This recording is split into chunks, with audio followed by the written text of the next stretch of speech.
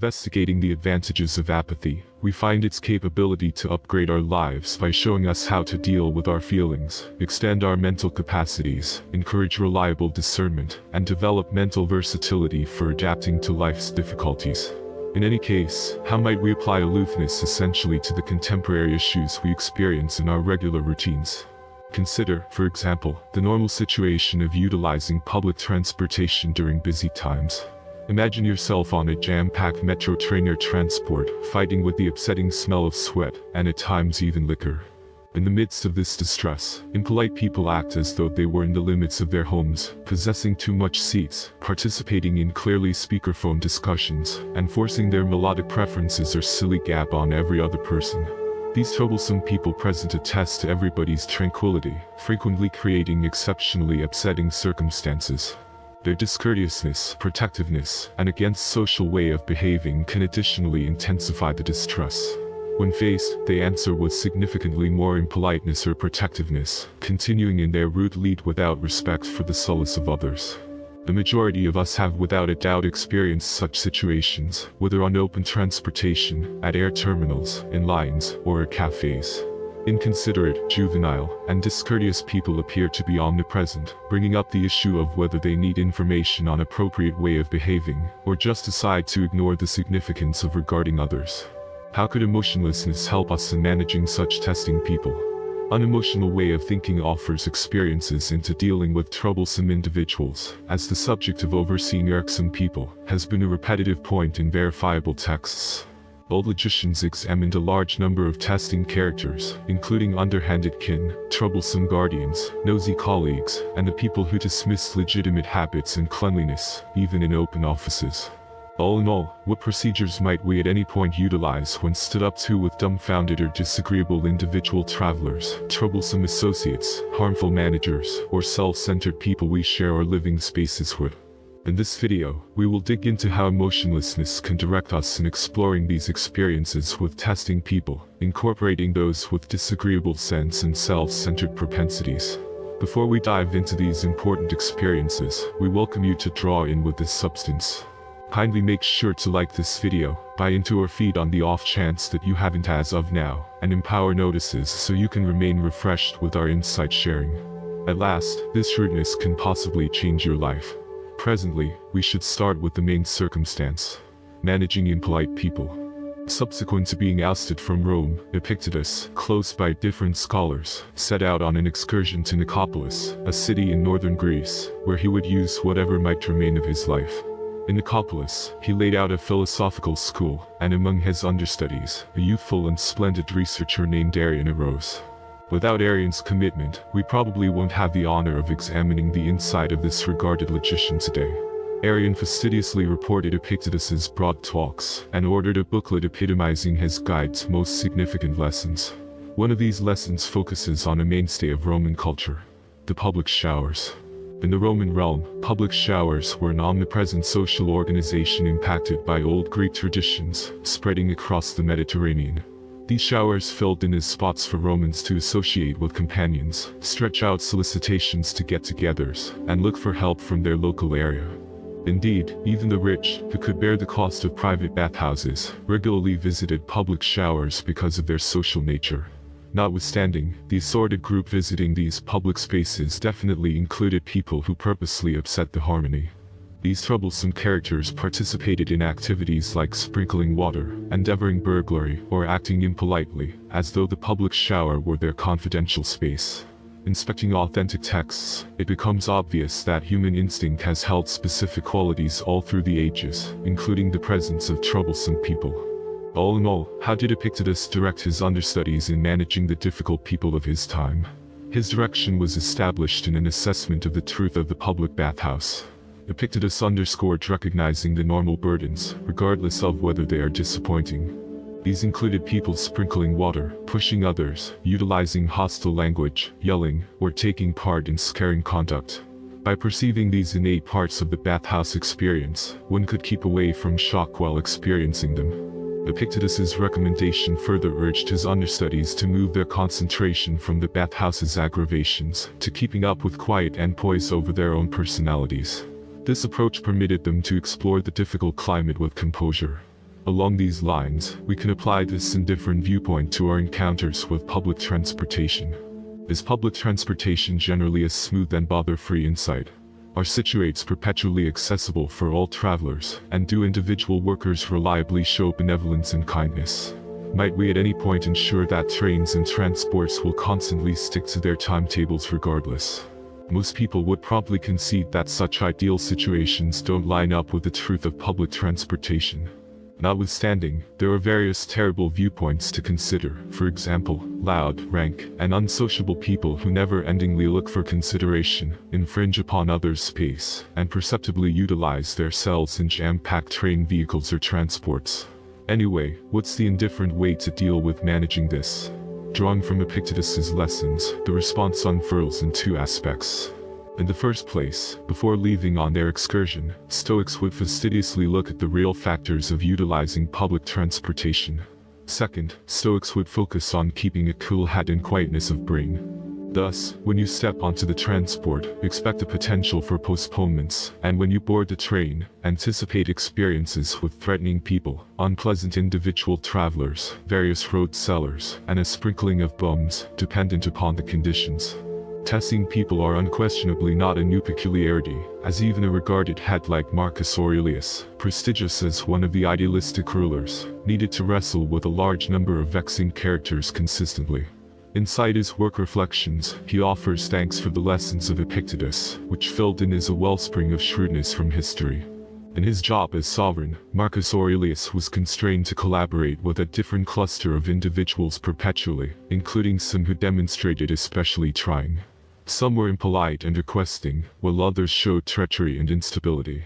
Involving the place of sovereign was an imposing endeavor, loaded down with the significant weight of liability. Envision being the most powerful figure on the planet, never-endingly desired and tested by competitors looking to displace you. Besides, the significant destiny of a rambling realm rested exclusively upon your decisions. Naturally, Marcus Aurelius looked for comfort as a journal where he wrote his appearance. Inside his pages, he examined subjects like mental fortitude and snapshots of affliction, the substance of life, the complexities of human instinct, and, obviously, the craft of exploring cooperations with testing people. How about we dig into a captivating section from his works, wherein he prompts himself not to be bothered by the terrible smells or awful breath of others. He enunciated, "Don't permit yourself to be unsettled by the foul smell radiating from people with terrible breath. What reason does it serve? They have both a mouth and armpits, consequently, such smells are unavoidable. Be that as it may, do they have reason? Might it be said that they are unequipped for knowing the issue? They neglect to perceive the issue. In this manner, you have reason too. This is a chance to utilize your objective resources to edify them. Show them. Make them understand.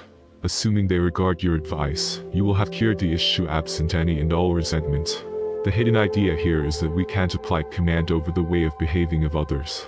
Marcus Aurelius, even in his ability as sovereign, came to perceive that he didn't use outright power over his subjects. As is much of the time the case with people in our own circles, they have their own mind, will, and independence of activity. When something about them vexes us, our only response is to explain the worry. In any case, it doesn't ensure that they will notice our direction. Without a doubt, a few people might be unmindful of their own cleanliness, staying lethargic except if constrained to participate in legitimate prepping practices, for example, showering or applying antiperspirant. The domain of their cleanliness lies past our range of authority. Thusly, as per unemotional standards, exhausting excessive worry on the matter is unjustifiable. Presently, how about we shift our concentration to the third situation? Constant pundits, regulators, and egomaniacs. At the point when people display ways of behaving that don't line up with our inclinations, amplifying these behaviors is normal. A model that resounds with nearly everybody is our impression of our folks, especially as we mature. Over the long haul, we will more often than not focus on our folks' deficiencies, while forgetting to recognize their ideals. Surely, a few guardians settle on sketchy choices, oppose analysis, embrace a cautious position, or dare to pursue choices for our benefit, frequently straying into the domain of controlling way of behaving. These qualities can deliver people hard to draw in with, changing life into a difficult trial for those in their nearness. Lamentably, there is many times restricted plan of action for overseeing such people, as they alone have the organization to induce change. Besides, these qualities will generally make a feeling of estrangement as opposed to encouraging nearer associations. However, Epictetus urged us not to surrender trust in that frame of mind with such people. He granted an illustration established in Resistance, exhibiting that all elements, including people, harbor aspects reaching out past their pessimistic qualities. One story credited to Epictetus includes a discussion with an understudy wrestling with an unjustifiably acting sibling, whether toward the understudy or others. Accordingly, Epictetus offered the accompanying insight. Everything has two handles, one by which it very well may be conveyed, and one more by which it can't. Assuming your sibling takes part in treacherous direct, don't get a handle on it by the handle of his shamefulness. All things being equal, handle it by the handle of your common clique, by ideals of having been raised together. Try not to expect a job in opposition to nature. In specific cases, a change in context can employ huge impact, especially when we wind up in single consideration. It's normal as far as we're concerned to enhance the negative features of people, giving them a role as significant bad guys liable for strife in our lives. This handle, as Epictetus named it, frequently outweighs the individual it's connected to. In this way, a gainful methodology is to divert our concentration toward different elements of an individual, perceiving that there's something else to them besides simple cynicism, whether they seem to be a jerk, a liar, a dolt, or a twit. Possibly, there might exist integral credits that can support an association, one more handle whereupon to get a handle on. By the by, there exist circumstances so desperate that no handle can give a grasp. Certain people are just too poisonous to even think about holding in our closeness. They are bound to drag us down as opposed to permit us to inspire them. Consider a situation where you share your residing space with somebody who has ignited a fire, delivering smoke. However long the fire stays taken care of and the smoke stays endurable, you might see no great explanation to leave. Nonetheless, when the smoke becomes intolerable, you face a decision. Stay inside or leave. Think about the circle of people in your day-to-day existence enveloping family, companions, and partners. They can be a wellspring of restoration, fondness, and motivation, or they can deplete your essentialness with their steady analysis, controlling inclinations, and self-centeredness. Poisonous connections have the ability to debase, contaminate, taint, disintegrate, and dissolve one's idealistic person. As bad episodes gather, the thought of commitment starts to lose its validity. Steadily, we fail to see people exclusively from the perspective of our own points of view or their jobs of power or impact in our lives. All things being equal, we view them for who they genuinely are inside the setting of the circumstance. We must recognize an edged past which we shouldn't endure, and that we unfalteringly stick to it. Epictetus's broad assortment of recorded addresses, known as the Talks, expresses a viewpoint inciting similarity concerning smoke inside a house. Somebody has smoke in the house, while another has a smokeless dwelling place. What move do you initiate? Do you request a sans smoke home? There is no such thing as such a home. The journey for a home with unadulterated, untainted air is similarly pointless. In the event that it tends to be given, acknowledge it. In the event that not, abstain from longing for impossible cravings. In this specific circumstance, Epictetus seems to highlight our ability to settle on decisions while managing testing people or out-and-out egotists.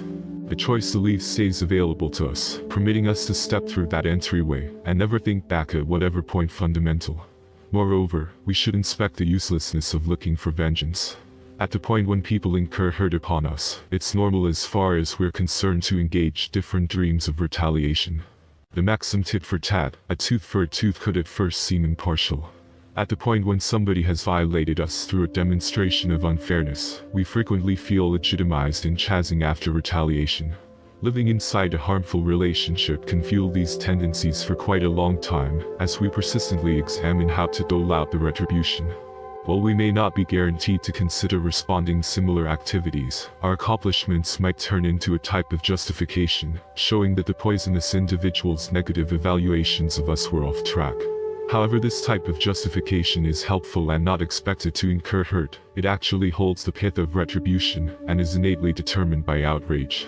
Upon more profound reflection, it becomes evident that committing one's life and time to looking for retaliation against a poisonous individual eventually concedes them proceeded with control.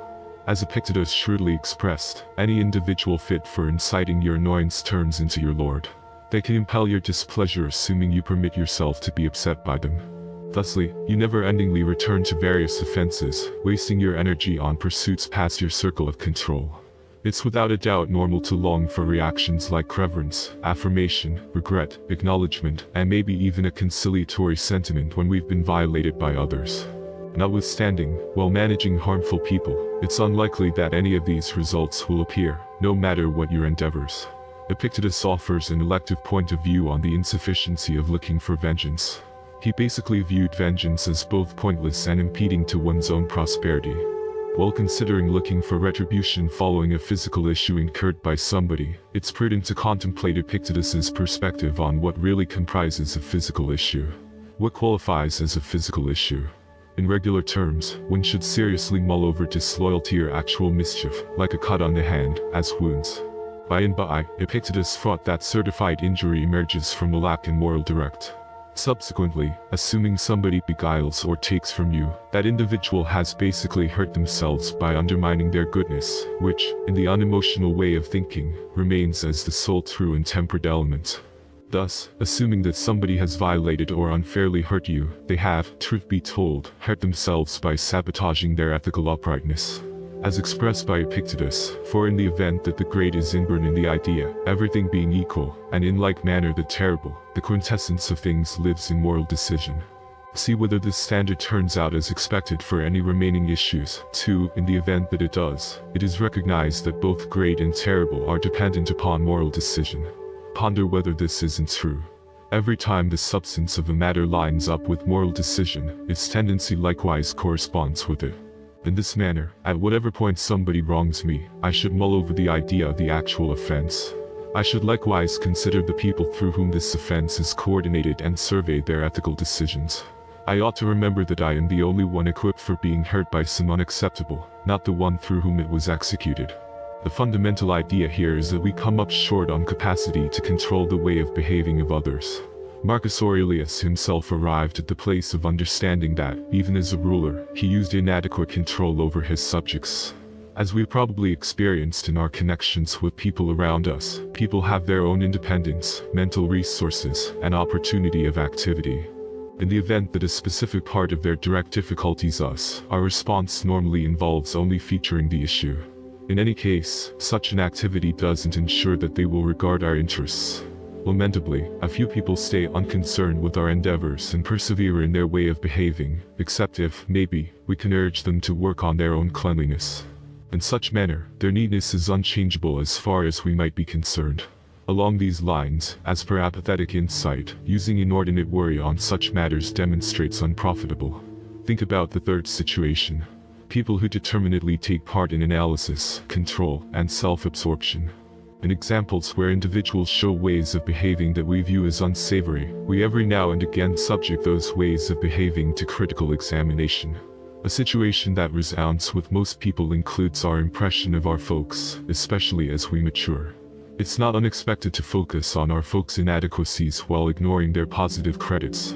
To be sure, a few guardians go with lamentable choices, reject useful analysis, embrace a protective position, or expect that they can direct our decisions, showing controlling propensities. These attributes can deliver people testing to associate with, bringing about existence turning into a continuous test for all interested parties. Sadly, there frequently exists a restricted plan of action for tending to such people, as the impulse for change should eventually begin from inside them.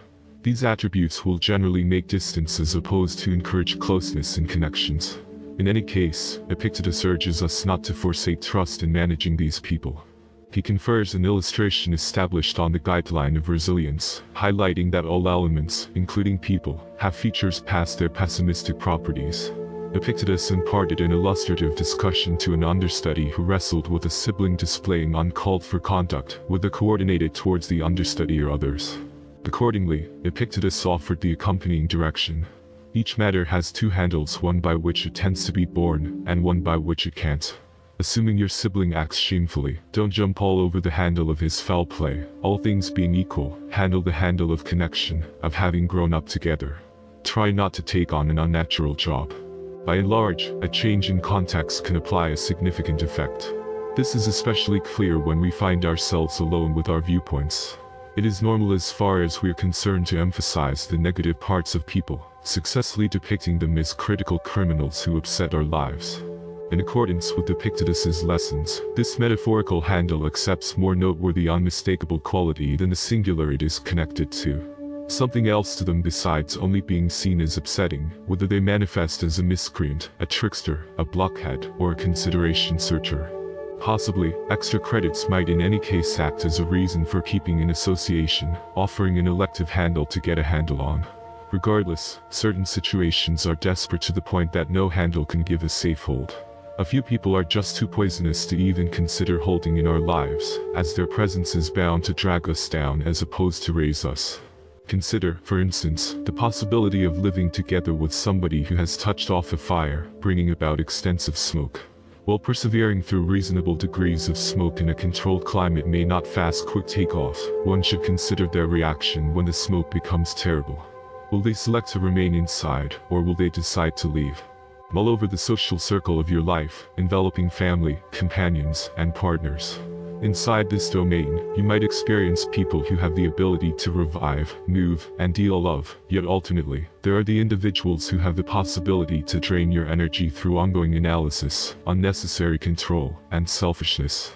Poisonous connections inside this system have the deceptive capacity to ruin, pollute, spread cynicism, rot, and eventually dissolve the groundworks of good person. Accordingly, when horrible episodes gather, the actual idea of commitment loses its validity. Continuously, our viewpoint shifts from a tight private perspective or an evaluation of their job as power figures or forces to be reckoned with in our lives, to a more all-encompassing comprehension of their real essence and the predominant conditions. This change highlights the significance of recognizing the limits we ought to lay out and ardently stick to. In the broad assortment of recorded addresses credited to Epictetus, known as talks, a provocative similarity including smoke in a house is introduced. It goes as follows. Envision what is happening where somebody includes smoke inside their residence, while another individual partakes in a without smoke climate. How might one respond in this situation? Is it sensible to request a house without any hint of smoke? There is no such thing as truly such a residence. It is an impossible wish. All things considered, one ought to ask whether a house with natural air is a possible other option. In the event that it will be, it ought to be embraced. Nonetheless, in the event that such an answer can be given, one ought to shun longing for the unreachable. In this story, Epictetus seems to highlight our intrinsic ability to practice decision when stood up to with testing people, incorporating those with self-centered propensities. The critical choice to exit such circumstances is a genuine game plan. Should that decision be worked out, it permits us to make a total separation all of a sudden, abandoning the poisonousness. Directing our concentration toward the idea of reprisal, it is normal to engage a huge number of retribution dreams when we experience hurt caused upon us by others. The well-known saying, tit for tat, a tooth for a tooth, frequently seems legitimate following an unfairness executed against us. It is with regards to poisonous connections that these wrathful opinions will quite often rot and endure over stretched periods. We become consumed by contemplations of retaliation and formulating methodologies to dole out retributions. While we may not be guaranteed to examine responding similar activities, there exists the likelihood that displaying our achievements turns into a type of revenge, a method for demonstrating our value and undermining the negative decisions of the harmful people. In spite of its helpful nature and non-attendance of mischief towards others, this pursuit actually falls inside the domain of vengeance, powered by hidden outrage. Upon more profound reflection, it becomes obvious that devoting our significant investment to getting payback upon a harmful individual eventually implies that they keep on applying command over our activities, in arrangement with Epictetus's declaration.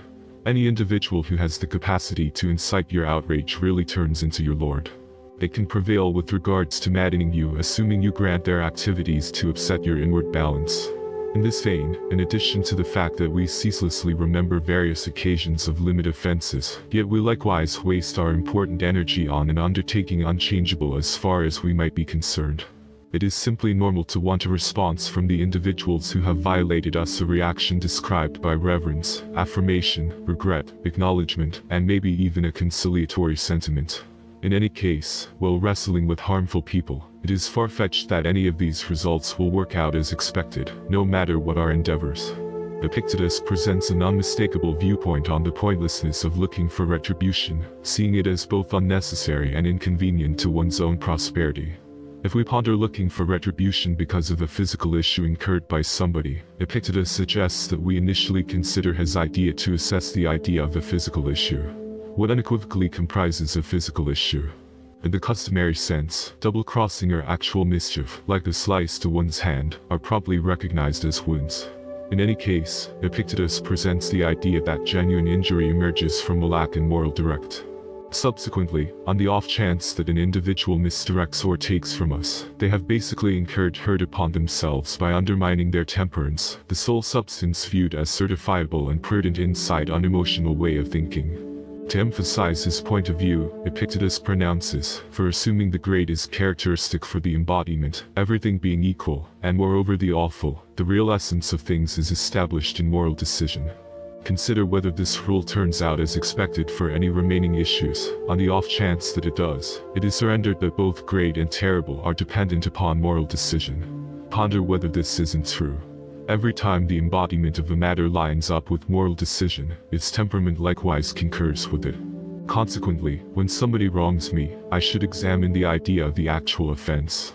I should likewise consider the people through whom this offense is coordinated and evaluate their ethical decisions. I ought to remember that I am the only one fit for being hurt by some unacceptable, not the one through whom it was executed.